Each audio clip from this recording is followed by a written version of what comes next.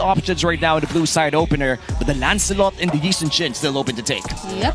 And this is a Harith.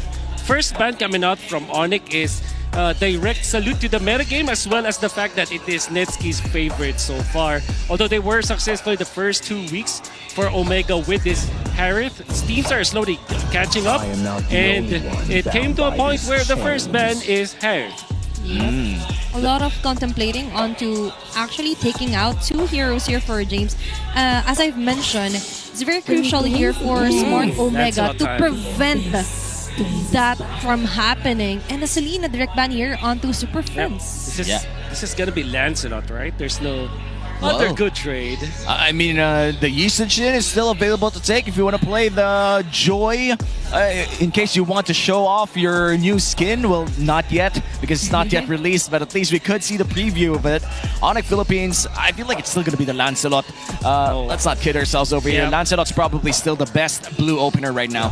How about the Kalea, though, for Onic? It's banned. Oh, it's banned. Oh, yeah. So, yeah, there's no way, right? I think Baksha? Farsa, I'm looking at some of the previous picks here coming out from Onic. So it's like either just CC or Lancelot. Maybe. But I'm looking But at CC's the banned. Lancelot. Yeah. It's Lucian. This is the only second time that they first picked a Zushin. The last time that they did, they lost so badly against Aurora. Yeah, and looking back earlier, Jushin wasn't actually noticed that so much for our first match, right? So kind of a change of scenery here for Onic Page. So now Smart Omega has the chance to get the Lancelot here for Ryzen, or even the Hayabusa, looking at their draft probability. Even the Lapu Lapu, if I'm being honest, that's one of the, if not the strongest XP laner right now. And James is definitely very comfortable with that hero too. Lapu Lance just makes so much sense here for Omega. Because I so it's Yisun Shin instead. Oh my goodness. And the Ruby. Correct me if I'm wrong, Wolf. This is actually one of the first times in Season 16 that we see Ruby this early in our draft. It's usually second, third blue pick with the Yisun Shin. Usually. It is Selena. The pattern is Yisun Shin first pick, and then Selena plus the Ruby. They are allowing Onic to get the Lancelot here, but maybe because they prepped up the Ruby anyways, they're okay with that. But now Onic can mix this up. They can go for Joy Moskov or Joy Granger. Or they could go for the classic Arlott Fredrin Zushin trio, you know? That's also true. That's a pretty strong combo here. Maybe. But they're going to go for the Lancelot Arlott instead. Still very powerful. In fact, I think Brusco could still be able to go for the Akai if they want to go full on with that Arlott combo. That's right. Or they could level up with the Hylos here, to be honest, for Smart Omega. Knowing that Super Yoshi already has his Ruby. But very interesting though, on their community poll, we asked earlier who's the superest of all the super. And there are actually the first picks here for our first game.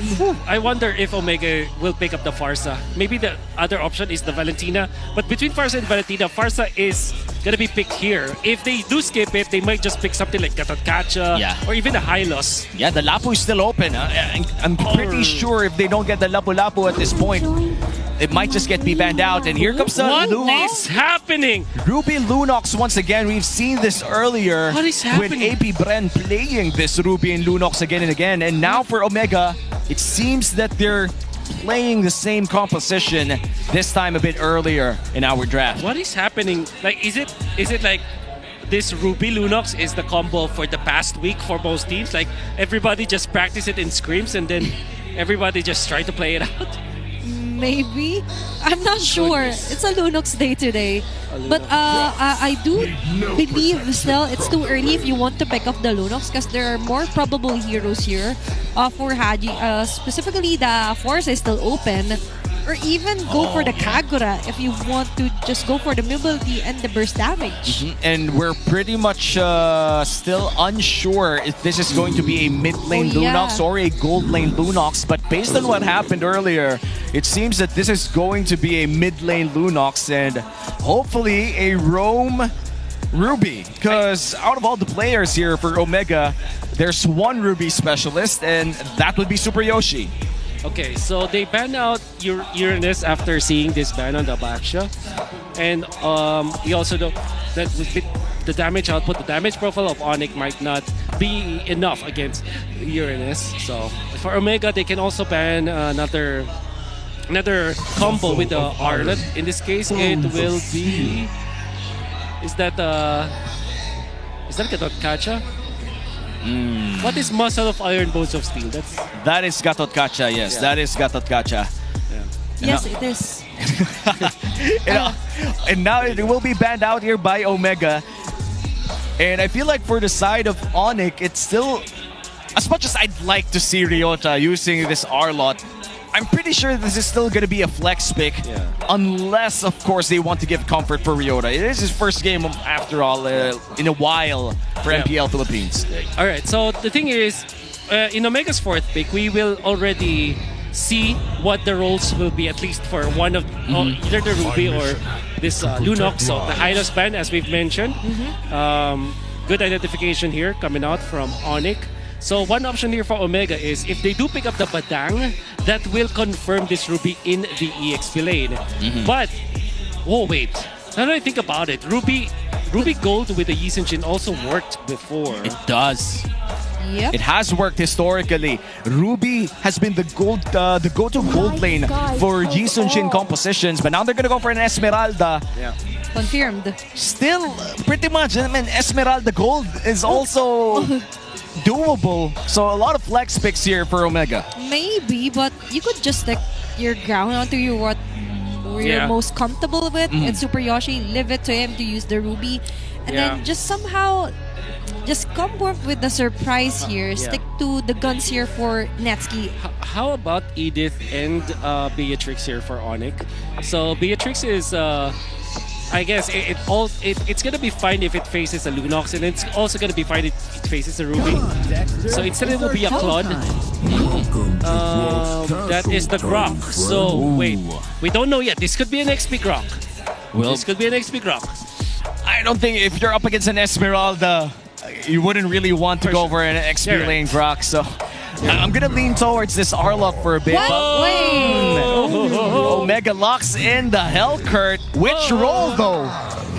Which role? Okay, I think this will be Hellcurt mid, Lunox gold, Brother.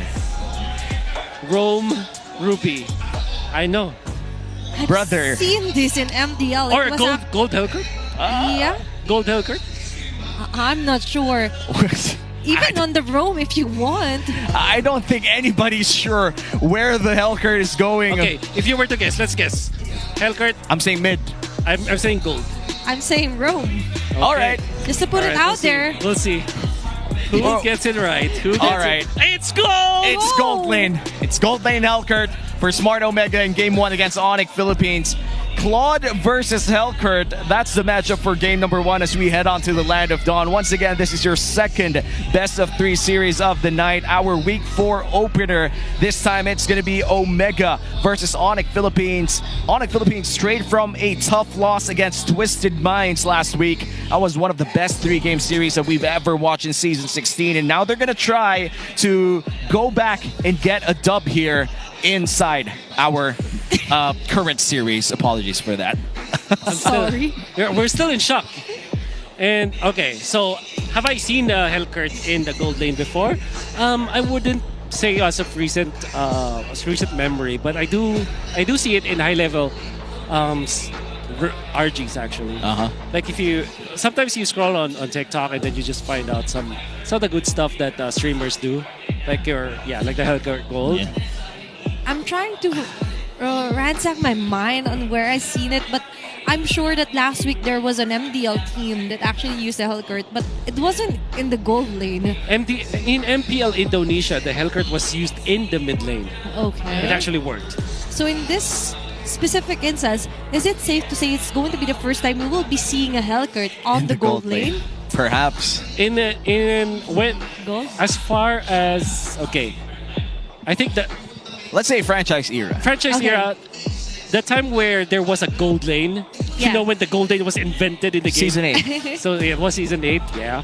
So no. This is the first time. It's actually the first time, especially in MPLPH history. And for Nets to bring that out against Kelra, that takes a lot of of bees. You know, a lot of bees of steel. He is the strongest gold laner.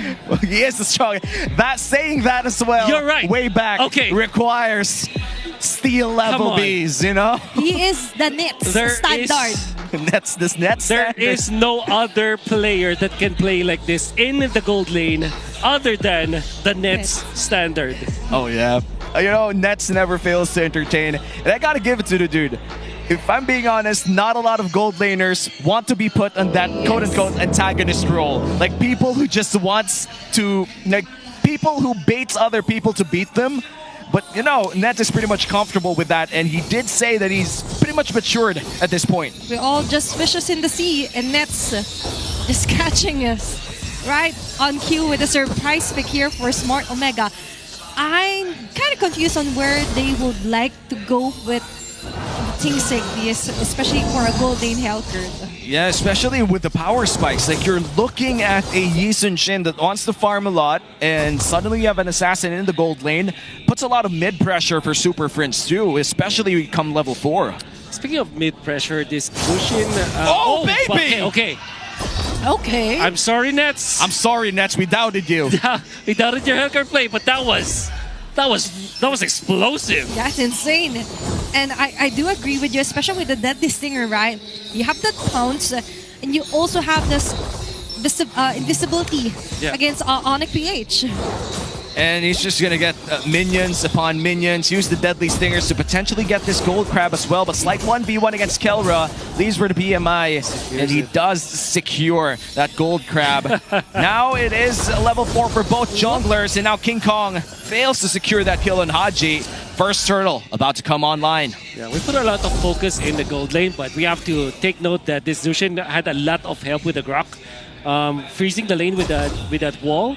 And then was able to secure himself some farm, but they are not as fast. I think Onic, just like how we studied them, they are willing to forgo the early game. Oh wait, that's wild. Oh, he wasn't able to deny. Okay. The cart, but okay, going back. Yeah. This is Onic just starting to ramp up when it comes to the turtle fight. Yeah, and speaking of turtle fight, here we go for the first one. Okay, Super Yoshi being pushed off the vicinity of this turtle. Might be a first turtle free here for King Kong. Yep, easy turtle here for Onic Philippines, and they didn't even burn his retribution, which means that this could be a potential invade. Okay, Super Friends going for the Crimson Beacon. There's a jump here for James. Not really maximizing the full Star Moon. James might fall down, and the final slash will connect King Kong with the first blood. Great angle coming in from Ryota, feeding the kill to King Kong. One of his most played heroes, Kelra, up against Netsky. Oh, what a dodge! Oh, no. That's a miss here. Might be a G and a kill here for Kelra. Thankfully, Netsky will be able to run away. Yeah. And just a little bit of lane report here. Netsky was able to deny one range minion and one gold cart away from Kelra. I was actually expecting a Dark Knight Falls during the first turtle take, but I noticed he was just at level 3. So maybe that's why Smart Omega didn't push further to contest the big objective. Yeah, plus it's really hard to fight against a Lancelot early on, especially with Brusco hitting level 4 as well. And now we are moving on towards a more safe laning phase here for Kelra. Yeah. Looking at our Infinix in-game equipment, does he steal this? He does. It's so difficult to take away the gold crab from a Hellcurt due to the deadly poison stingers. By the way, Ryota with one of his most played heroes, this Arnott, he looks very comfortable. And how about that angle? For sure, Omega did not expect that, and James was duly punished because of that. Yeah, very nice touch there. And even for James, touching on the subject, there was a bit of miscom, especially onto the way that he jumped, knowing members of Smart Omega already scattered away. And slight lead here for Onic Philippines, but still anybody's ball game. 15 seconds before the second turtle spawns, and this time it's going to be near the gold lane. So that means Netsky could have a better entrance inside with Dark Knight Falls, but that will be a lane frozen for now as we head on towards the mid lane. A potential big fight about to ensue here. Oh my goodness. Kelra was forced to get out of that lane again. Before the next turtle fight happened, Netsky and Kelra are playing chess down the bottom lane. It's all about the mind games here. And King Kong making his way here onto the second turtle. as you mentioned, for Smart Omega, they have to get into position. But speaking of position, it's going to be a mess. Final slash here for Ryota. Meanwhile, Netsuki from the back, but that Stinger will hit no one. Instead, the King Kong will get a kill here on the Super Yoshi, make it a double kill. But Brusco, on the other hand, there's the mighty swing. Then the Stinger won't miss out again. A lot of misses here for Smart Omega, but James is not missing out on the fact that all his attention here for King Kong and Ryota is on him. And now the turtle hasn't even started yet. Purple buff will be the first target for Onic Philippines, but here comes that ski with the burst out. Then execution out here for King Kong as we head on toward the turtle. James will be providing vision here for Omega as the turtle is being danced while Kelra gets a potential turret upstairs. Okay, there's a slight reposition here under Smart Omega as they try and get the turtle. That's a nice reset here with the Earth and Rampart here for Brusco. Super Yoshi with the Eye of the play. Wolfgang all connecting all the members of Onic, but not enough damage. Just pick up damage from the back. There goes King Kong with a puncture. Evening out things here for Smart Omega. They're not letting the turtle after their side. Falling Star Gun activated. Dark Knight falls. Reaching on their back. It's going to be a shutdown. Kill carry with the bullets. Blazing do it out. And that's going to be it for now for Smart Omega. Crucial pickoff coming in from Smart Omega. Could potentially go for the turtle, but they do go for the camps first. Omega, even if they did win those fights, I think Onic, they're still ahead in terms of gold. For sure. Onic are going to be happy because of the trades, but Omega are slowly catching up. In fact, that shutdown from Netsuki is going to be great. This is the first time the Hellcurt was used in the gold lane in the franchise era, indeed. Okay. So, well, that's used by Andoryu as a jungler. Last season. That's right. Yep. So confirmed. It was confirmed, but that shutdown from Netsuki gave Omega so much gold influx. Yeah. And they also have the position here to actually start and finish up the turtle, but a very nice reset though for Brusco's Earthen Rampart. And honestly, it also sends a message to Onic Philippines that every time the Dark Knight Falls hits, you really can't just put your carries alone. You need someone to peel for these carries, specifically King Kong, because this Lancelot, though, it's really hard to hit those abilities, especially when Thorn Rose is available. Oh, very nice tectonic charge here. James will back down and go down here. Onic Page, very powerful pick up, but Netsuki targeting. Super Prince, what a connection here. Also, that's going to be a very good pickup here for Smart Omega. But still, the turtle goes to the hands of Onic Philippines. That's the second turtle of the game. Exactly. And we will not see a third turtle because of how long that turtle dance was. Good pickup on Super Prince, but does not mitigate the fact that James was picked off. That's the second death on this Esmeralda, giving away so much for Onic. And this is really bad if you're Omega, because one of your main tanks is this Esmeralda, and if your Esmeralda can't last more than around 3-4 seconds in a team fight, really beats the purpose of drafting this Esmeralda to begin with. And now for Onic Philippines, still playing around that 1K gold lead as we enter the 8-minute mark. Yeah, and even for Onic Page, they're playing around onto containing where Ryzen could farm, right? And that is actually included under Infinite's keys to victory.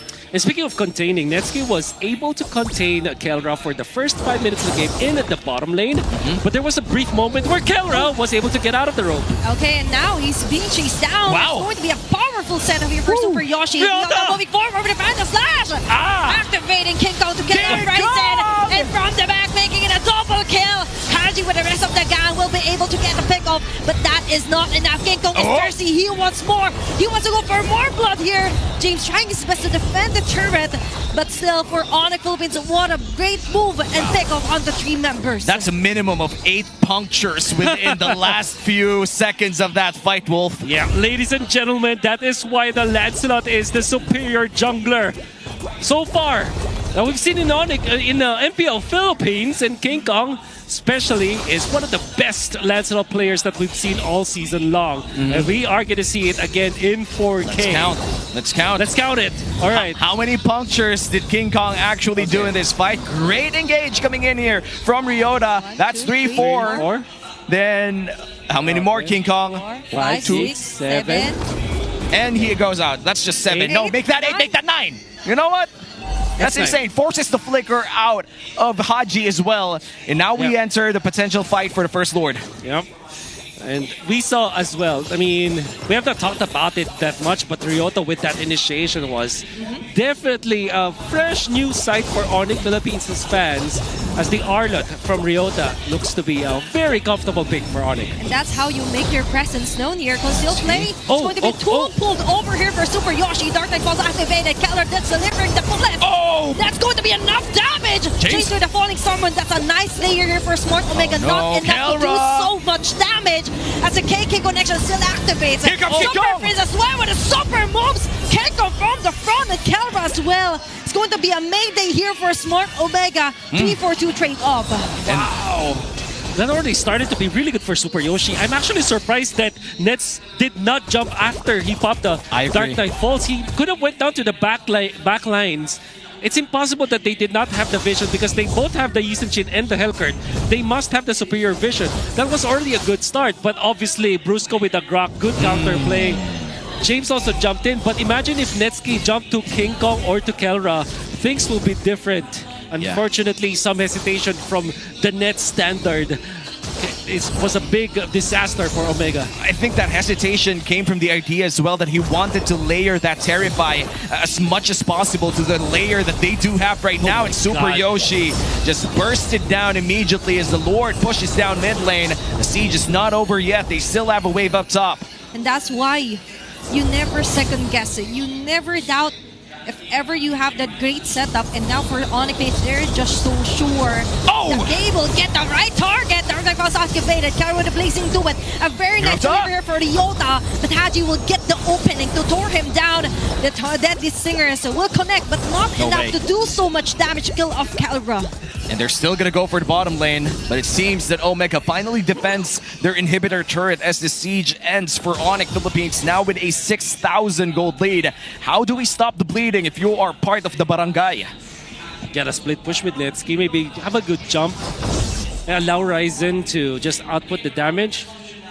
I think that Omega should have the superior vision, but it seems like the playstyle of Onic being very quick on the trigger without any hesitation. Even with Ryota, you saw there wasn't any hesitation at all with the initiation. So if Omega kind of stops that with their vision play, maybe they can win this. Looks like they're not stopping there. King Kong going forward. That they execute in Torn Bros. What a play here. What a play with a Sigma jungler. You know, if you think about it, if Lancelot still run Lethal Ignition, that would have been flicker worthy. But again, that is running the killing spree right now. The standard emblem for the Lancelot for survivability as well. 30 seconds before the second Lord of the game spawns Wolf. It seems that Omega has no answer so far for King Kong. King Kong's just, you know, dance a lot with the Lancelot, dude. He's like literally connecting all the dots. Omega.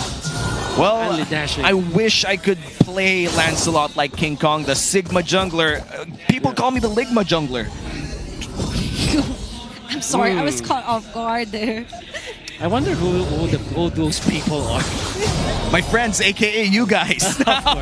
Of course. We are about to go to the second Lord of the game, and the Esmeralda will be providing vision here for Omega. James in a prime spot, but Onic Philippines already complete here. Okay, that might be a free Lord. As other members here for Smart Omega, just too far away. It was fast. There was a slight attempt, but still, that was easily closed off by Brusco as well. What a very fast day coming out from Onic, not stopping. Just controlling this game. It's going to be Super Yoshi to pick up the Radiant Armor to kind of last a little bit longer against Super Prince. That's exactly what they need in this game. However, if you're looking at Netsky, he's still waiting for the third item. Probably a Malefic Roar, actually, to go with this Demon Hunter Sword. And if you are the Yisenchin, you also need your fourth big item here. Let's see if they have the time to actually close off the gap between them and Onic. Yeah, and look at that. BOD locked in here by King Kong. This might just be the biggest push that Onic has to potentially end this game. All battle spells are complete here for Omega. Okay, let's see. Founding Chakra activated. They're going on to Netsky. On Q though, you will be able to blink away. On the bottom side, you will be able to clear off the last bits of minion wave that Onic has here. Marching towards your base. Safe defense here for Smart Omega. And Onic PH is still at bay. whether they will be targeting or picking off members here for the Barangay. Nice sidesteps from James here, but the push continues and looks like they're going to go all in. No tectonic charge for now. Brusco still looking for the engage. Okay, is this the start? There's going to be ladder flares. Those there connected here onto James. King Kong making his way. You have the Tornado Super Yoshi. Put a pull again onto two members. Netsuki making rain with a deadly stinger. But for Onic PH, damage just too much. What a tectonic charge with a final slash here connecting. And this might be a GG as Onic PH makes their way onto leading members here on the Smart Omega. No minions. There is a hero we could focus on, and focus is on Terra right now. Super Fin slots its side onto the base. It's going to be a win for Onic PH here on to game number 1. Onic Philippines establishing early control takes game number 1. It was up to each of the laners in this game to keep themselves intact. You can see in the mid lane duo adjusted so that they can have a good early game. It was the Grok block from Brusco that we saw.